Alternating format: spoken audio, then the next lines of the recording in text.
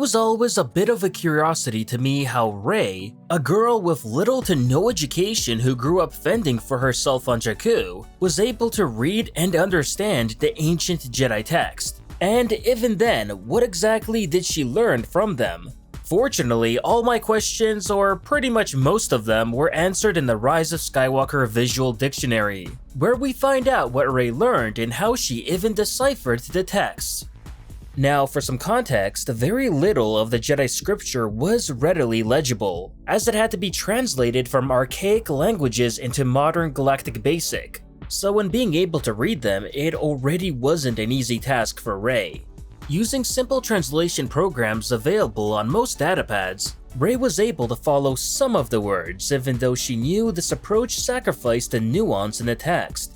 However, this didn't work for the more metaphysical concepts, of which there were many. Luckily for Rey, Baymont Kin, a historian and professor at the Lurkt Historical Institute from the Hosnian system, who joined the Resistance after the Battle of Crate, was able to greatly help her in translating these texts. Using his expertise on some of the densest sections of obscure and technical text, it was only then when Rey was able to finally learn some new techniques using the Force. One of which she learned was the arcane healing techniques described in the Chronicles of Rus Bu. By using the underpinnings of such teachings, Rey was able to heal the broken Kyber crystal in the Skywalker lightsaber, which had been cracked after her last confrontation with Kylo Ren aboard the Supremacy. By using this method, it was also possible to restore a corrupted red-colored Kyber crystal back to its natural state. Along with this, Rey learned that Force healing was also achievable on living beings as well, a powerful ability that will later come very helpful to her when encountering the Vexus Snake and then later Kylo Ren on Kef Bir.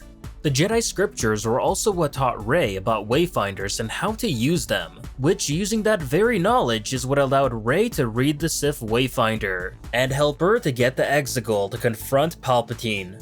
Next to this, the text also taught Rey on the basics of building a lightsaber, information that she without a doubt used during the procedure of making her own yellow-bladed lightsaber.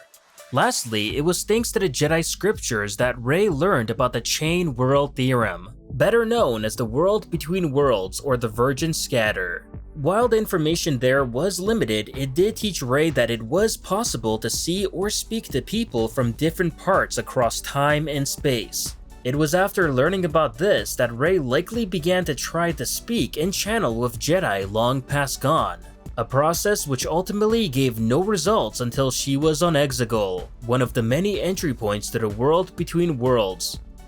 Now, what is definitely most fascinating out of all of this are the other ancient Force techniques that Rey ended up learning from the scriptures. Because even though we only see Force healing as Rey's new Force ability in the Rise of Skywalker, the visual dictionary does state that this is only one of the several esoteric Force techniques that Rey ends up learning from the scriptures. So if future stories will ever be told about Rey after the events of the Rise of Skywalker, then learning more about these mysterious ancient abilities is without a doubt a must for me. N7 from Silo, signing out.